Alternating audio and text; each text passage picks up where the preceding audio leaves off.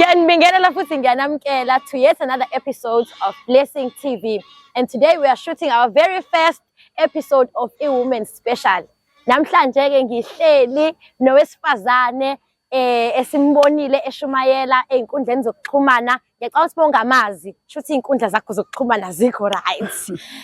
Kodwa ke ngifuna ukuthi ngingamusho mina khona ezozisho yena. Sawubona sisi unjani? Ngiyaphila siswami, angibingelele ebantweni bonke egameni likaJesu waseNazaretha. Igama lami ke ngophumlile ngakantuli. Ngicabanga ukuthi abantu abaningi bayangazi emaradiweni uKhozi FM, oMgungundlovu FM, semaningi kakhulu ama FM abangazi kuona, especially on Thursday ngihlezi ngena kuligolagala FM, abanye banokungilalela.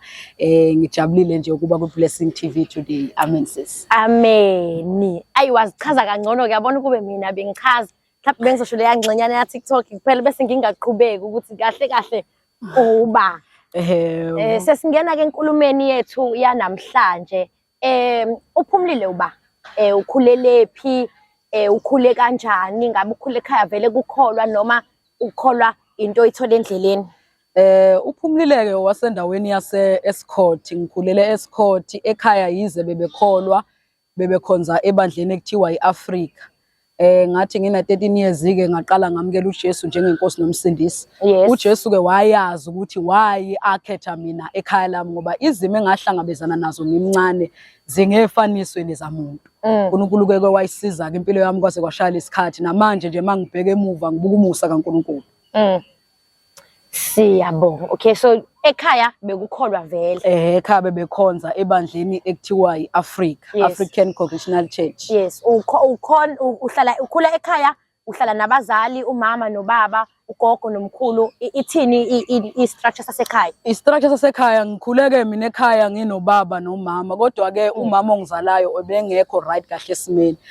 Kunama spirit amaningi athe ukuphila kwakhe kangangokuba nje nasendaweni besaziwa thina ekhaya ukuthi kuzohlezi kuliwa, uzohlezi attacker. Niyazi ke bazalwane ukuthi amadimoni attacker ngendlela ezahlukahlukene. Kodwa ke ngokusizwa uNkulunkulu sime nje ngomkhuleko, bayasazi ke abantu basendaweni yaseMangweni ukuthi ekhaya bekuyikhaya lempi and uma bekumuntu owaziwayo ukuthi uhamba imizi ngemizi. Kwesinye isikhathi bayambona ekhuluma yedwa, umuntu nje obengekho kahle esimeni sengqondo. Kusuka ngimncane nje ngasho ukuthi ngakhuliswa ubaba mina ukukhula kwami, ngaze ngaba ngaka nomoya ongcwele emsiza naye ukuthi ngikwazi ukukhula. So bazalwane nje into engifuna ukuyisho ngakho konke ukuthi ngibonga uJesu ukuthi ngikhule kwaze kwashaya lesikhathi. Ngisaphila ngoba izimo beziphikisana nami ngendlela eyisimangaliso, kangangokuba ngifeyisane nokufa, ihlandla zazabaningi, kodwa umusa kaNkulunkulu wanqaba nami, wangigcina uNkulunkulu. Ningibona nje ngishumayela ngoJesu, ngithandaza ingoba ngiyayazi lento yokuthi uJesu uyamgcina umuntu. Alright, sengifuna singene lapho ukuthi uqala nini ukushumayela? Uma ifika lento yokuthi uqala ushumayela, is it because ubuthanda bekukhona mhlambe into ade uyibuka ubona ukuthi yazi ngifuna ukuma lapha phambili, noma it was because there was a message eyayihleli kuwena ukuthi yazi ngidinga ukusiza umuntu othize emphakathini? Lento yokushumayela lena ngicabanga ukuthi iyavuswa uNkulunkulu ngoba kwakungayona into engangihlelelile. Ngiyacabanga ke bayangazi abanye ngiqala ukungena ku TikTok ngangidlalela lezi ngoma zomaskandi, hawu mangithi video kuze kuphele 5 days ino0. The other day ke bazalwane ke nami ngaye ngashumayela ngendaba kaSamson. Uma ngishumayela ngendaba kaSamson ila khona uNkulunkulu wakhombisa amandla akhe, wayese ngikhombisa ukuthi inkonzo enginayo iyona nkonzo yokuphilisa ngoba even nasekhaya bebazi ukuthi mangike ngathandaza ngisho idimoni elikhona liyanyakaza. Amen.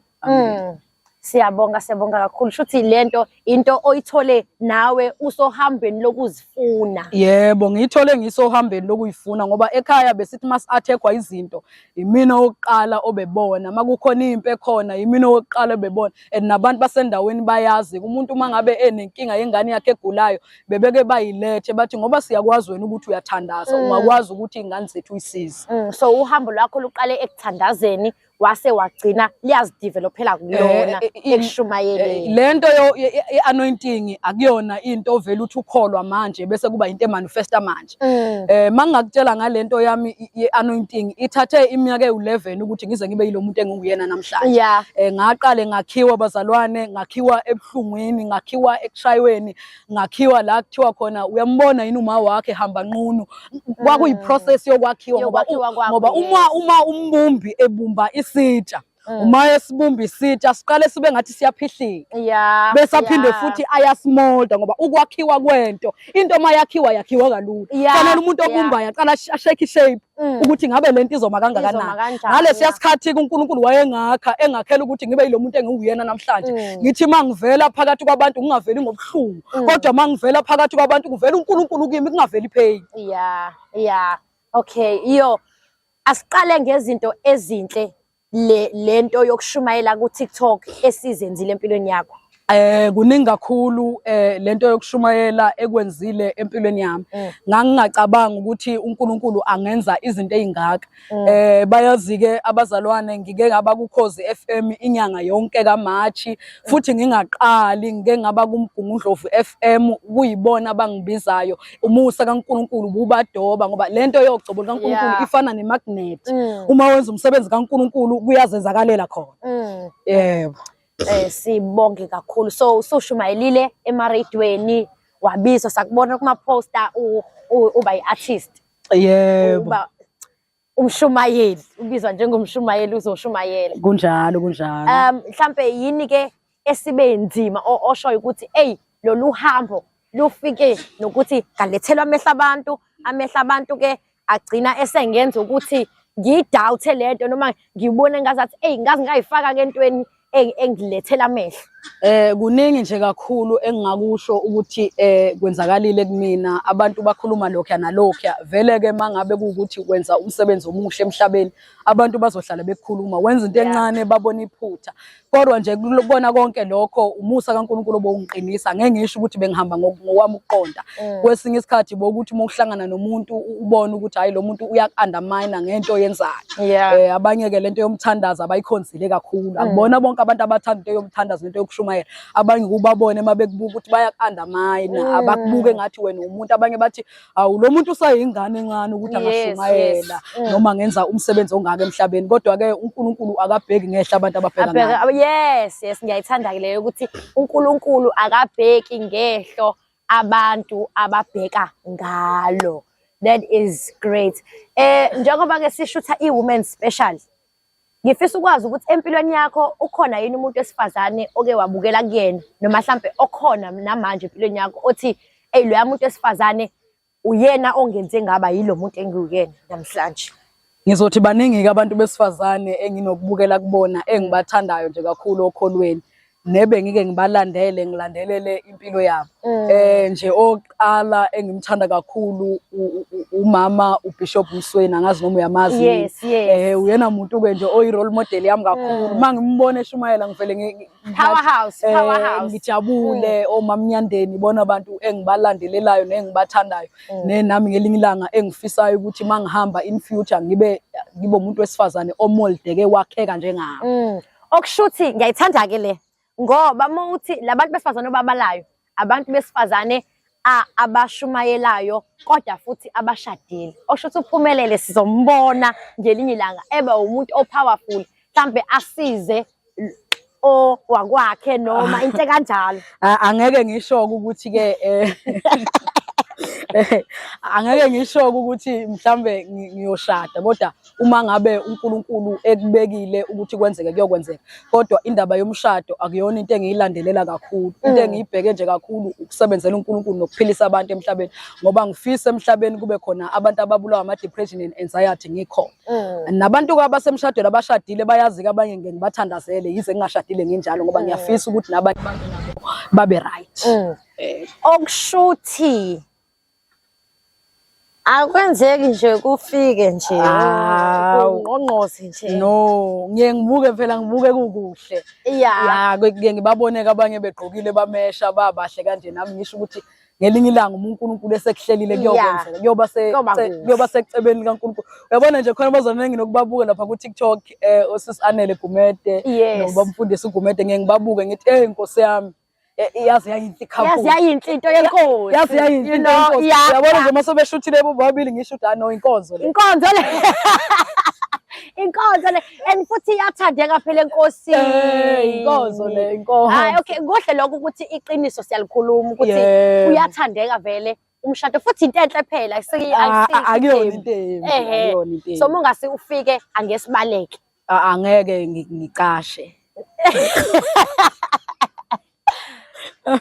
uyavuma ukuthi ngeke ucashe no angeke ngicashe kodwa ke kukhona konke ngizolandela uNkulunkulu ngoba into ebalekile ukuthi mawushada ungahambi ngenyama ngoba abantu abaningi badivorce ngokuthi bathi mabekhetha bakhetha ngehlo lenyama ezinye zezinto ufuna ukuthi uyiskene na spiritual ungavela uthathe nje ubone ubukhazikhazi bempilo yomuntu ayiphilayo okay masukhuluma ngehlo lenyama shothi noma ngabe kuthiwa umpofu noma ngabe kuthiwa umnyama makuvuma inkosi ku-right noma ngabe kuthiwa umnyama noma ngabe kuthiwa unemali noma ngabe kuthiwa akanayo imali kodwa makuvuma inkosi angizi ukuyikhethela mina uNkulunkulu oyikhethela uyakholwa yebo I can agree uyakholwa ufuna lokhu kwenhliziyo kaNkulunkulu angifuna kwenhliziyo yami kodwa ngifuna kwenhliziyo kaNkulunkulu ngoba uma ngabe uNkulunkulu ehlanganisa abantu bahlanganisa ngepurpose ethile ukuthi uyazi ukuthi fanele kwakheke something uma uNkulunkulu ehlanganisa uElizabeth noMaria kwakukhona into eyayakheka ngoba uzothi mawubheka lapha makuhlangana uElizabeth noMaria kwanyakaza umntwana komunye womuntu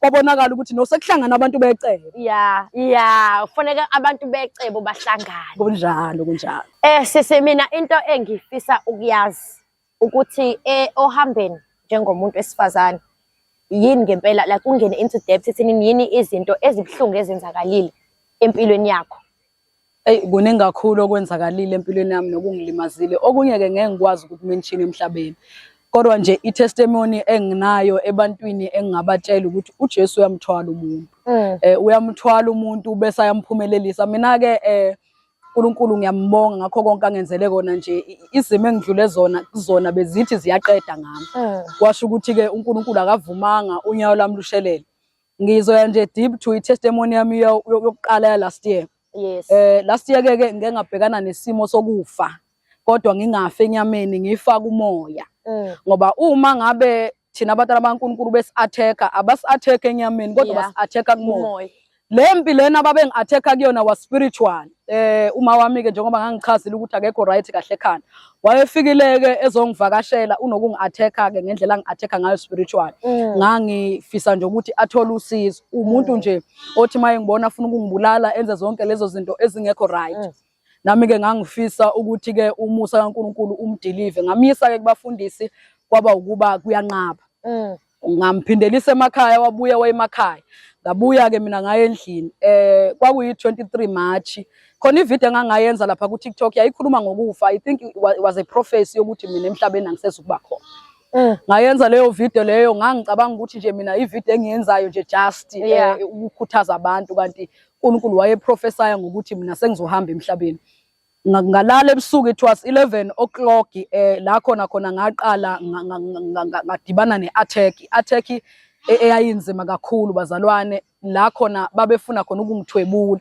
umuntu ke bazalwane befuna ukumthwebula abamthwebuli ngoba nakhe sefile kodwa lento le bayiqala esaphila bangiqala ke bezama ukungithwebula ngisaphila kwasho ukuthi umusa kaNkulunkulu awuvumanga ngo-12 ngathandaza bazalwane mangithandaza ngangiqala ukuyizwa le yanto yenzeke izandla zami lezi njengoba niyibona impossible ukuthi umuntu ephile enyameni izandla zakhe zingahlangana zingahlukani esaphila emhlabeni kodwa ke ngathi mangithandaza izandla zami zahlangana ngalendlela yokuthi zangahlukana ulimi lwami kwangathi liyagoqana lo ngizwa nje kunama voices amaningi ayengimemeza ngaleso sikhathi kodwa ngibonga uNkulunkulu ukuthi akavuma kwakunalento eyayithi angibiza igama lika Jesu ngilibiza ngesibindi ngibona ukuthi impi ibhekene nami kwakuvuka lento yokuthi uDavid wathi esesigodini sethuzi lokufa wathi angizokwesaba noma izimpi zikhona wathi angizokwesaba nami bazalwane angangesaba noma yayifika iphoshin yokwesaba ngoba uthi uDavid namhlanje esabayo mina ngiyothemba yena ngoba singabantu basemhlabeni ngathandaza bazalwane ngathandaza umphefumulo wami kwakungathi bafuna ukuhluthula ngenkani ngoba uma befuna ukubulala baqala spiritual kwangathi bafuna ukungihluthula umphefumulo wami bawuthathe bawutshontshe bayowuvalela somewhere kodwa bazalwane kwanqaba umusa ngimi nje namhlanje ngizomemezela ukuthi uJesu uyamkhulula umuntu amgcini bahluleka ke bazalwane ukungithwebula bengaqali futhi kuyinto asebengilandelele isikhathi eside bezama ukungibulala since ngisafunda eCoastal College ngahlangabezana nama-attacks anzima ngibona izinto deep ngelinye ilanga ngathi ngihlangana nomunye umfana ngasesikoleni wathi no udinga ukuya esangomeni thizeni ngathi no mina ngisidinga isangoma kodwa ngiyamazi uJesu wathi no Mantuli udinga ukuthi engathi ungaye esangomeni emuka ukuthi ngathi film lo iphilayo wathi hayi ngeke angaze ngimbone umuntu ophila kanje mina kodwa ke namhlanje nje ngizosho bazalwana ukuthi uNkulunkulu uyamgcina umuntu bazama ukungithwebula bangangithwebula ngoba lento le impi esibhekene nayo ikumoya ayikho enyameni ingakho ngelinye ilanga uDaniel ke bazalwane efastile wayefast 21 days uDaniel kwabonakala ukuthi impi esibhekene nayo ikumoya uma efastile imessage yakhe uDaniel akayitholi ngesikhathi ngoba ezweni likamoya kwakuliwa nami impi engangibhekene nayo yayingekho enyameni umuntu owayengakholwa wayengeka ayibone kodwa umuntu owayekumoya wayekwazi ukubona ukuthi no lo muntu ubhekene nezimpi ezinzima kakhulu ezifuna ukuqeda ngayo uma uDaniel ke bazalwane efastile yangafika imessage ngesikhathi ngoba kwakune Prince of Persia eyayimelene necebo likaNkulunkulu imelene nemessage kwaze kwaphoqeleka ukuthi uGabriel ayobiza uMikhayeli ukuthi no kune Prince of Persia ebambezele imessage yakho ingakho imessage yakho Daniel uthema uthandazile yangafika ngesikhathi because in the realms of the spirit kwakune war yayikhona manje into engifuna ukisho ukuthi kuyaliwa kumoya noma ngabe kuthi ubhekene nani yazi ukuthi kuyaliwa nami impi engangibhekene nayo yayingekho enyameni impi yokuthwetshulwa kwakungasika into eyayisenyameni kodwa kwakuyinto eyayikumoya ingakho lithi iBhayibheli asibhekene nanyama nagazi kodwa silwa nomoya kunjalo ngiyamthanda uDaniel ngoba uGabriel wabuya wazomtshela ukuthi njengoba imessage yakho ungayitholanga ngesikhathi ukuthi ngoba ezweni likamoya kwakunempi eyayikhona ngoba kunabazalwane abathi mabeshaywa izimo bangathandazi base bayayeka kanti lento yomthandaza ayiyeka noma ngabe kuthiwa izimpi zishaya kangakanani kodwa tholakala emthandazweni kunjalo ngiyayithanda kakhulu leyo ukuthi utholakale emthandazweni emavikini adlule njena sike sakubona ufake ijazi sakubona usufake ingubo usuwenza ubuso umuntu omuhle bekwenzakalani bengigraduate ke bazalwane bengigraduate ngaqala ke ngafunda eCoastal bayazi ke bengifunda eCoastal ngase ngimuva ke ngayofunda excellence ekuyila khona sengisebenza khona ngangenza i-civil engineering uNated bese ngigraduatela ukuba ne-diploma diploma in civil engineering so manje usuyafundisa khona njengamanje ke njengoba ngikhona lapha excellent I am a market manager khona ngiyasebenza uyasebenza khona so good lezinto zama marketing angeke ngisho ukuthi ngigudi kodwa umusa kaNkulunkulu ngifake uyasiza simbona phi uMantuli in the next 5 years to come uMantuli mangabe sekushaya u5 years ngiyibona nami ngikude nomsebenzi kaNkulunkulu angiyiboni ngiphelela la eSouth Africa kuphela kodwa ngiyibona ngisabalala umhlaba wonke okuyiyona into engihlale ngiyithandazela imihla namalanga ukuthi uNkulunkulu lento yokukhonza nokuthandaza ayingapheleli lapha so ngisike sabona lapha enkundleni zokuxhumana ukuthi kune campaign that is going around your 5 rand ithini vision u5 rand wami ungakusiza phi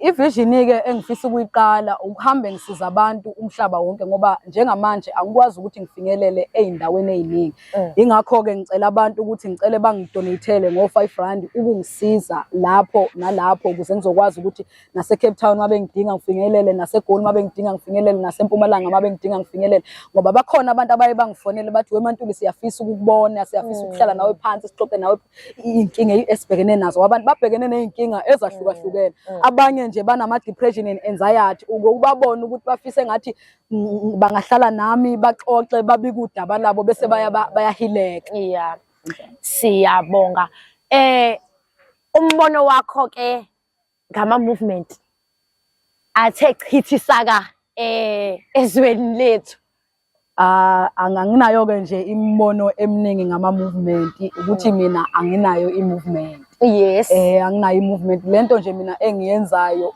ukusiza umhlaba wonke ukuthi nala eThekwini mangikhona makhona abafisayo ukungibona bakwazi ukungibona ngoba abakwazi ukuthi bangafika endlini yami asikho ispace esanele la khona ngingasiza khona abantu.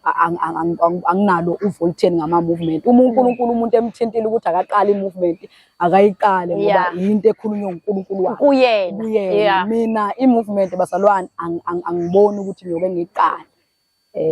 Iyo nje lento yokusiza abantu emhlabeni ngihamba kambe uthe ukhonza phi? Mina ke ngizalelwe eRock of Mercy Faith Mission. Faith Mission inkonzo le. Inkonzo. Bidila Masayi. Kunjalo. Hayi uyayishaya idila Masayi ngikazi ngikubona ku TikTok ushaya idila Masayi. Ukuthi nginenkinga ke kulezo zinto lezo ziyangihlula. Ziyangihlula lezo zinto ngibone ngelinye ilanga mangithi ngiyafosta ngibona ubhimbi bukhona. Okay. Le chorus nje uliqala. Njengoba ungibona nje ngiyibhesela nokucula kuyangihlula. Mhlawumbe phela i-challenge makabile enkonzweni. Hayi lutho kuyangehlula uyabona nje mangishumayelele ngayithandazela ikhona engikwazi ukwenza okunye angikwazi. Inkingeni osudlule kuzona ohambeni mawubheka ikhona yini into othi mawubuka nje uthi le mengase impela ngehlakalele ngingashiya mhlambe ngingashiya phansi ngisho ukushumayela ku TikTok? No, ayikho into engangiyekisa mina ukwenza umsebenzi kaNkulunkulu. Into engayitshela yona nje empilweni yami ukuthi izinja zikhonkotha imoto eningi. Ikhonkothi ehambayo. Futhi ke abantu bayohlezi bekhuluma. Abantu bakhuluma wenza kahle, bakhuluma wenza kabi. Into nje engiyibhekile mina ukufocusa la ngiyakhona ngoba khona la ngiyakhona ngizophelela na. Iyona into engiqinisayo usuku nosuku mangivuka ekseni ngithi mina ifocus yami ilapha ku destiny yami. Ngoba ngeke ufike ku destiny yakho uma usanaka abantu abasemhlabeni nabaseceleni ngapha nangapha.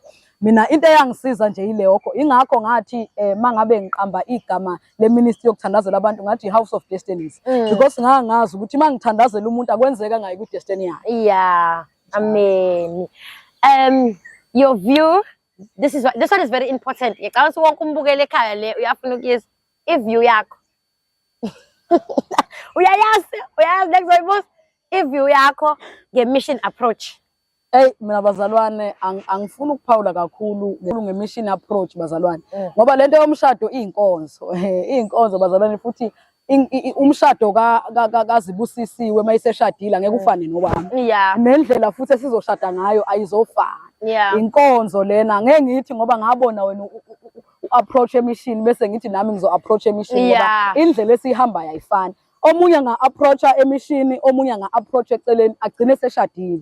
Njengoba ngisho nje bazalwane kuyinkonzo lento futhi ijulile. Akufuni uyithathe ngehlo lenyama noma ube nama-side owathatha. Ufuna uyibuke nje. Ngiyakuzwa.